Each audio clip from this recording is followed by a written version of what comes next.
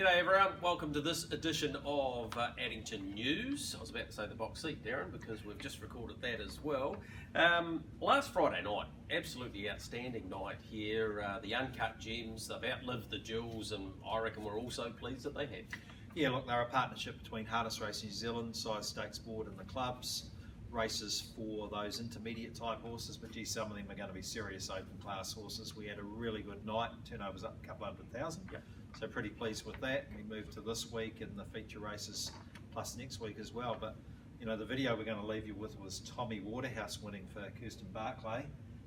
Gee, was good. Yeah, it was. Really good. He won the South Waitaki race at Cup time, so he'll be back Cup meeting, we're hoping.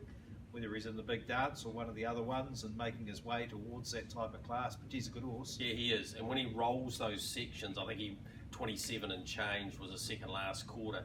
Those horses can't get into the race. And we were talking about Heisenberg and these, you know, quality animals. We're trying to chase him down. Anything goes went fantastic for a horse that's only been so lightly tried. And I think he's got the potential to get to that grade, and it'll be interesting to see how far he goes from them. Majestic Lavros is obviously good, and so was Darling Me, and on what was a stellar card. From that sad news last week, the passing of Gary Allen. I think he was chairman for about 5 years. That finished up in about 2016. Man behind the Wellington Harness Racing Club. He was chairman for them, of course. And I reckon he was on Action TV when it first came out and hosted a couple of meetings. Just a lovable character that you couldn't dislike. His passion for the game can't be overstated. And it's a pretty sad time for Doreen and the family. Yeah, absolutely. So thoughts go out to Gary's family, Doreen in particular, and the kids.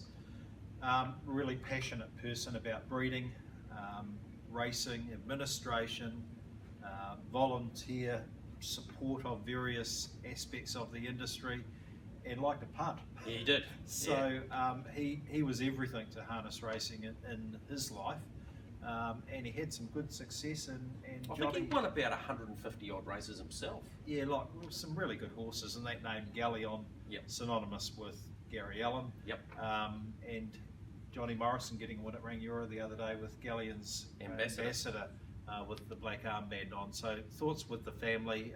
He will be remembered as a loss, for the whole industry. Yeah, absolutely, he will. Right, Silver Moon Ladies' Night. Joe McMaster keeps on going on about it in the office like it's Cup Day. We better tell people what it's about. It's a lot of fun. Yeah, it's a lot of fun for Joe. It's always sold out. So save the date. Friday the 8th of July will be the day that we're having it this year. Silver Moon give away a diamond ring inside that, so that's something to look forward to. $85 a ticket, includes your meal, your drinks, your entertainment, a DJ after the race, plus all of those prize draws. So go to addington.co.nz into the events section and have a look at that. The tickets will be on sale soon, and they are on sale online, and it will sell out. So that's something to look forward to in the months coming up. Yep, of course we race again next Tuesday, the last of those lower grade meetings if you like, and then again on Friday. So there's a heck of a lot happening. You've got rugby coming up as well, a few clashes there. So you've got to keep an eye on the Addington website to make sure you know what is happening. Yeah, this week we've got the Greyhounds with us. They've got their Oaks and St Ledger and the very good program, the staying race, the Kingston race. So that's a good race. So dual code Friday, and as you say, rugby next week with the Fiji game with the Crusaders, and the following week I think it's the Reds. So it's going to be busy. Spectators is open after the last race. If you want to pop in and have a drink, don't forget that that's an option. And there's a lot going on, so it's pretty good. All right, we've got a big preview coming up for Friday night. If you don't have time to watch that, I reckon the early quaddies just about in one. Harold Smith's in the first leg, and that's followed up by High Energy in the SENZ Trotting Stakes, Shan Noble in race number 4, and then Republican Party. We might be in for a rather short dividend early on, Darren, so looking forward to getting into the preview with you, and then having a look at that wonderful performance by Tommy Waterhouse, taking out one of the Uncut Gems last week. Okay, let's get into this preview for the big meeting this week. Race 1's the IRT Your Horse Our Passion Mobile Pace 1980, and we kick off early at 4:55. We do, Darren. Good race to start with. Bubba Scrub, I thought by now he would have won a race. He comes up with a beautiful barrier draw. Regan Todd, Robbie Close, plenty of ticks there. I'm expecting him to come off the gate with a fair bit of gusto, and that makes him the one to beat. Man United, beautifully handled last week by Ricky May. Could have done absolutely nothing more to win that race. Just got picked up by a smart 2-year-old in Final Collect, who goes round, of course, in the Avon City Ford Welcome Stakes. So that's a great form line.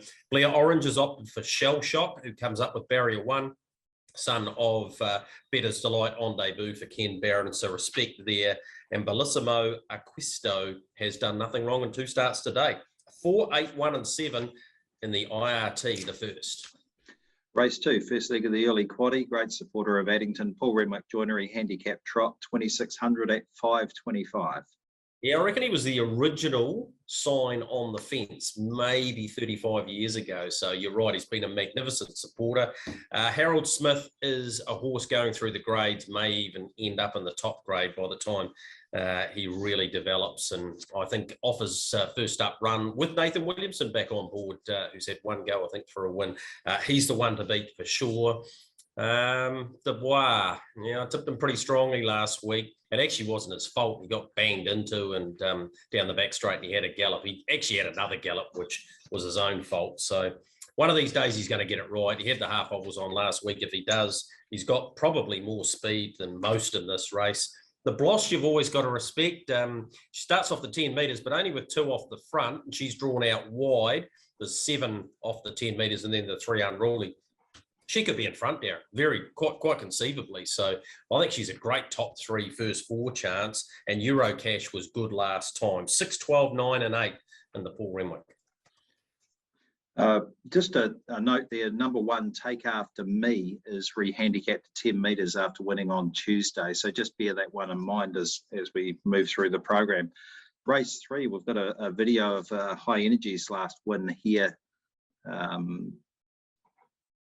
from Addington, with it won on the Tuesday meeting.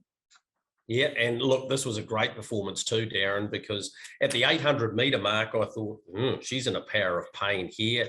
Out of the wonderful trotting filly in Highgate herself, she just found the line like a really nice horse. She's not big in stature, but she covers the ground nicely. She tries really hard. Mark Purdon takes the reins in the 2-year-old trotting stakes, the 41st running of it, the first time SENZ have been involved in it. So great to have them on board.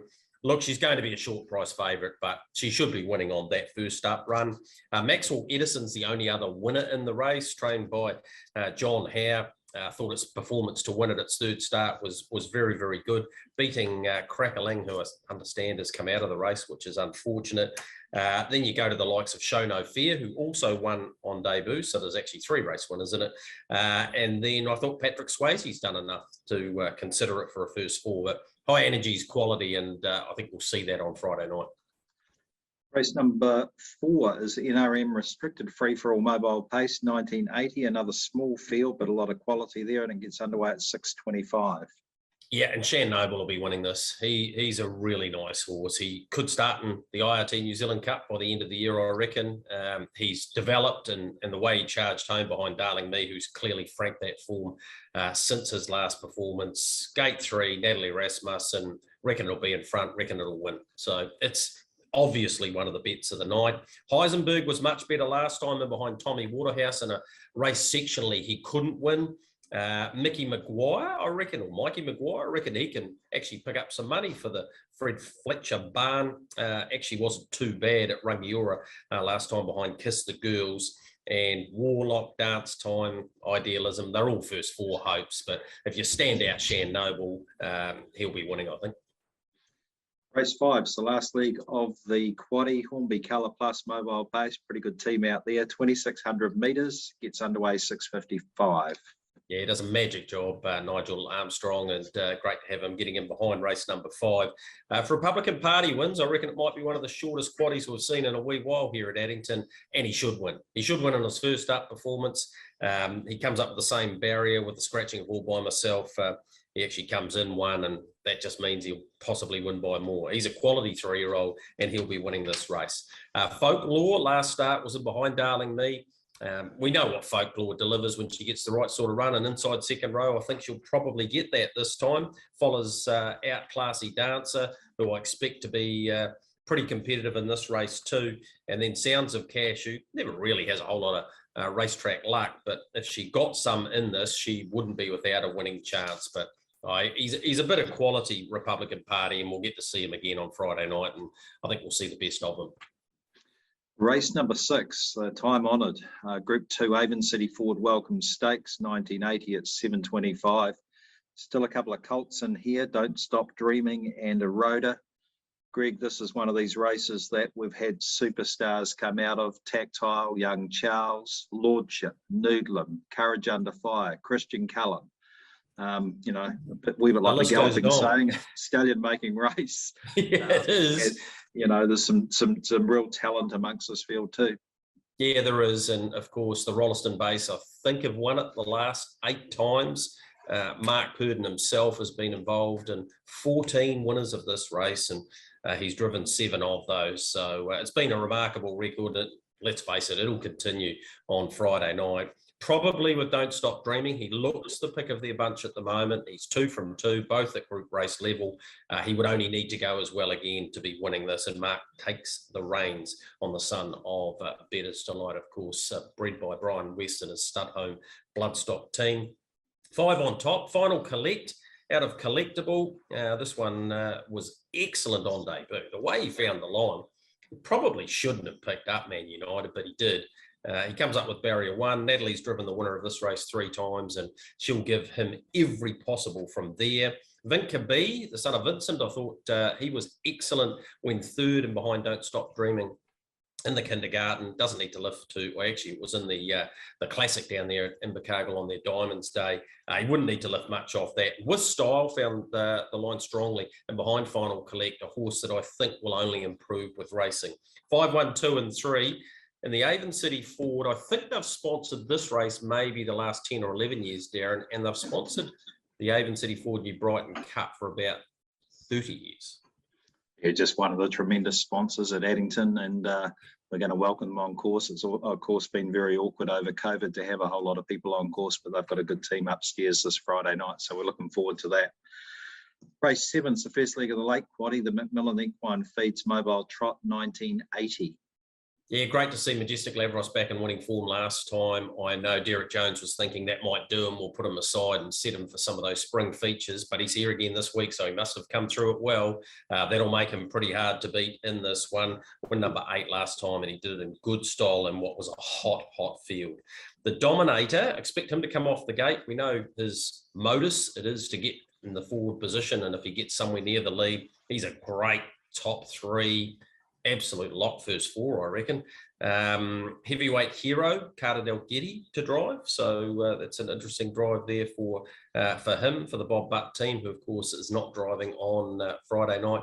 And Loving the Port from the inside, I thought had at least a place chance too. And then you got the likes of the last up winner in Andy Hall. But yeah, 7, 8, 9 running numbers, throw in the 1 for the first 4 in the first leg of the Lake Quaddie. Race number 8 gets underway at 8:25. The Garrard Sire Stakes Magnifique Mobile, 1980.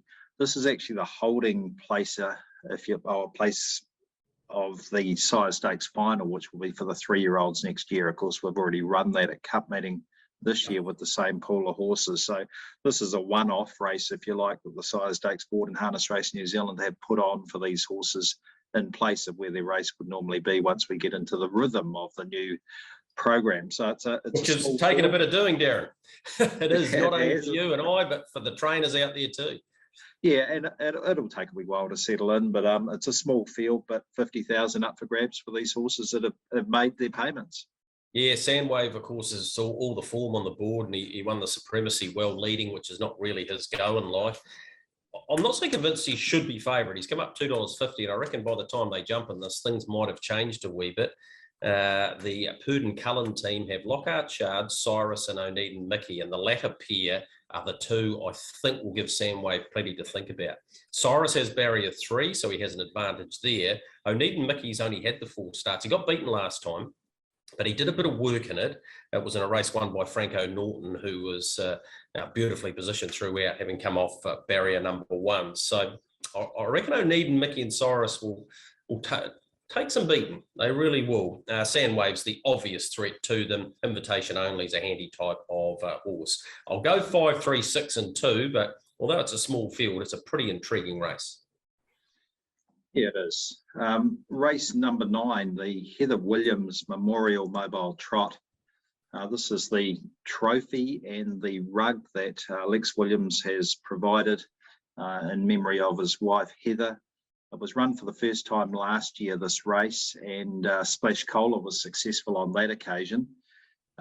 We've boosted the race by another $5,000. The fillies and mares trot $25,000, and we've got a really good field of 12 quality fillies and mares for this one, Greg. So, look, really pleased with it. I know that you've found a video that we're going to have a look at, which I'm just struggling to find right now, but a video will play in a moment. We'll have a look at it. Yep.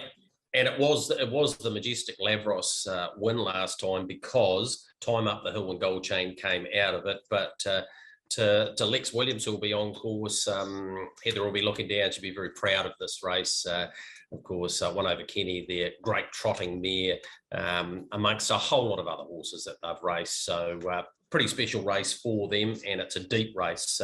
Both Time Up the Hill and Gold Chain, excellent last week in the Uncut Gem, Darren. They would only need to reproduce that form again to be right in this. They draw wide out, as you would expect in a fillies and mares pref draw race, but gee, they'll take some beating. I really can't split the pair. I think it's a very good Quinella chance, 8 and 9.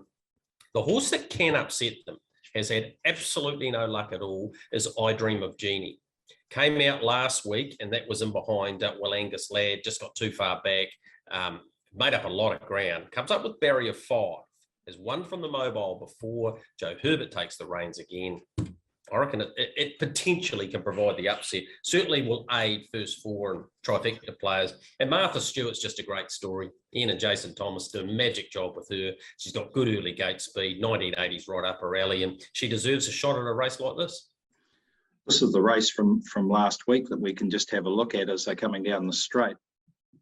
Yeah, well, here's Majestic Lavros about to take over from Matuatana. Gold Chain getting held up and now gets into the clear and actually goes past Majestic Lavros. But then Momentum again, he just gets her right on the line. That's Time Up the Hill outside Mataderos, who finished second in the Dominion in November. So what a race that was. Smoking Bandar out wide, made up a lot of ground too. A terrific form guide, and that's why these two horses will be hard to beat here. Gold Chain and, of course, Time Up the Hill.